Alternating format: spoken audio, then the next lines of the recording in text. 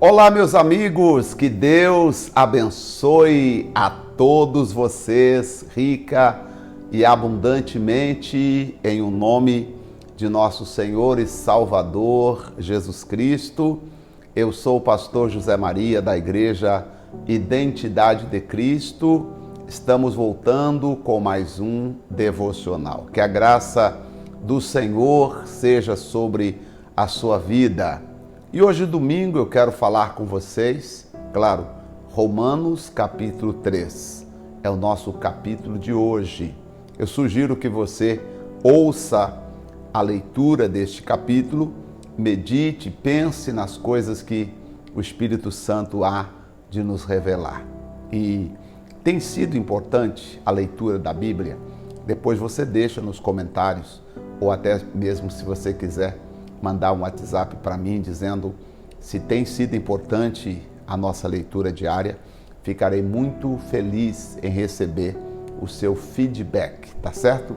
Vamos ao texto sagrado e diz assim, nós vamos começar agora falando sobre a justiça de Deus. A partir daqui, Paulo começa a mostrar para nós sobre a justiça de Deus.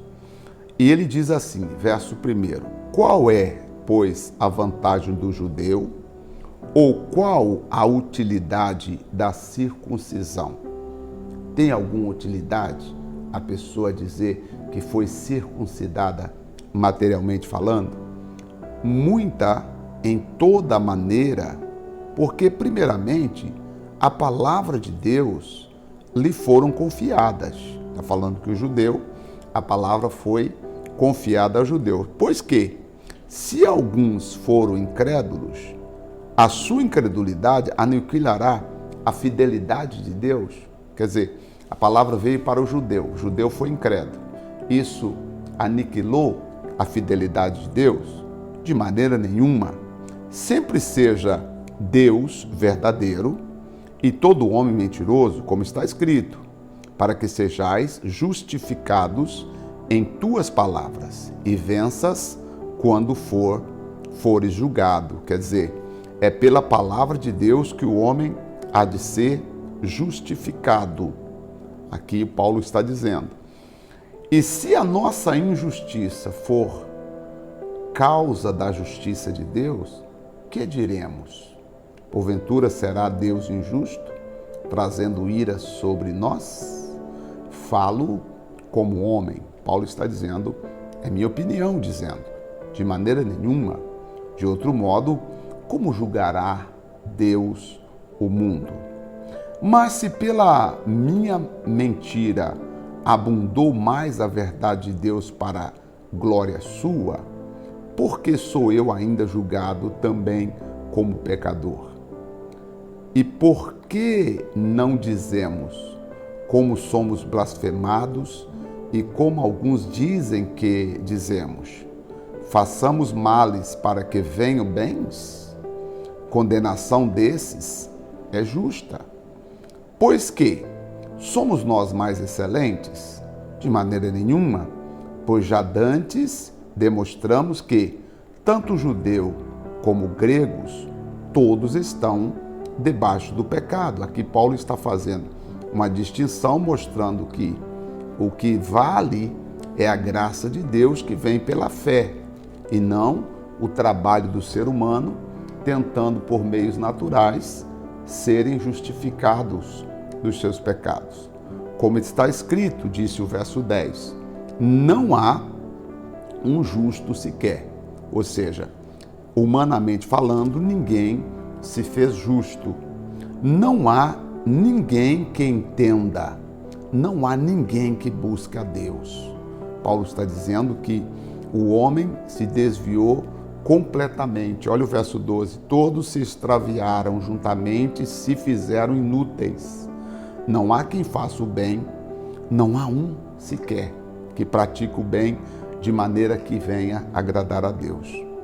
A sua garganta é um sepulcro aberto, com as suas línguas tratam enganosamente, peçonha de áspides está debaixo de seus lábios. cuja boca está cheia de maldição e amargura. Os seus pés são ligados ou ligeiros para derramar sangue, ou seja, a pessoa que toma atitude rapidamente precipitadas são para praticar o mal. Em seus caminhos, disse Paulo, há destruição e miséria. Aqui Paulo está falando do homem natural, o homem que não tem Deus, que acha que ele vai ser justificado pelas coisas que eles fazem. E aí Paulo está dizendo, como assim? Todas as pessoas, todos pecaram, todos estão como a garganta como sepulcro aberto, áspides, veneno de áspides ou peçonha de áspides está debaixo dos seus lábios, a boca cheia de maldade. Paulo está dizendo, mostrando que o homem natural ele não tem o que oferecer para Deus, a não ser que esse homem abrace a justiça de Deus e não conhecer o caminho da paz.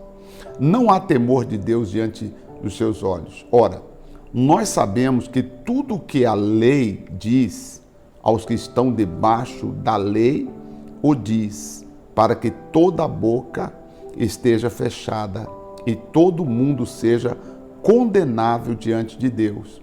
Porque pela justiça dos homens nós não conseguimos alcançar a salvação em Deus. É o que Paulo está dizendo. Por isso, nenhuma carne, olha, preste atenção no versículo 20. Por isso, nenhuma carne será justificada diante dele pelas obras da lei, porque pela lei vem o conhecimento do pecado ou da transgressão. Note esse versículo 20, porque ele vai ser importante em determinados momentos na sua vida. Alguém vai falar, não, porque você tem que fazer o bem, você tem que guardar isso, você tem que praticar aquilo, você não pode comer isso, você não pode comer aquilo, porque a lei de Moisés falou. Então você vai lembrar desse versículo 20, porque está escrito assim, ó, por isso nenhuma carne, porque o ser humano está cheio de erros e pecados, e então Paulo está dizendo, por isso nenhuma carne será justificada diante de Deus pelas obras da lei, porque a lei vem ao conhecimento do pecado. Versículo 21, Paulo vai dizer então, a justificação é pela fé em Jesus Cristo, mas agora se manifestou sem a lei a justiça de Deus, tendo o testemunho da lei e dos profetas. Então Jesus Cristo veio trazer o quê? Ele veio trazer a graça para todos nós. Ele veio trazer a graça, manifestando a graça de Deus, isto é, a justiça de Deus pela fé em Jesus Cristo para todos e sobre todos os que creem, porque não há diferença. Então aqui a justiça de Deus alcança todos os que creem sem fazer distinção. Tá? Então o versículo 21 em diante, você percebe que Paulo está dizendo, mostrando a justiça de Deus que veio por Cristo Jesus. Porque todos pecaram e destituídos estão da glória de Deus. Aí você queria encontrar esse versículo? Encontramos aqui, ó. Todos pecaram, marca ele, e destituídos ou afastados estão da glória de Deus. Aí, olha o versículo 24, para você que achava que tinha que guardar a lei.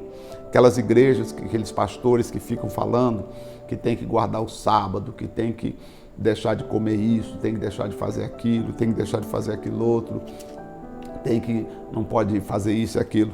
São muitas coisas que eles falam, não dá para a gente numerar aqui. Então, leia o versículo 24 comigo, mais uma vez. Sendo justificados gratuitamente pela graça. Nós somos justificados pela graça, pela redenção que há em Cristo Jesus.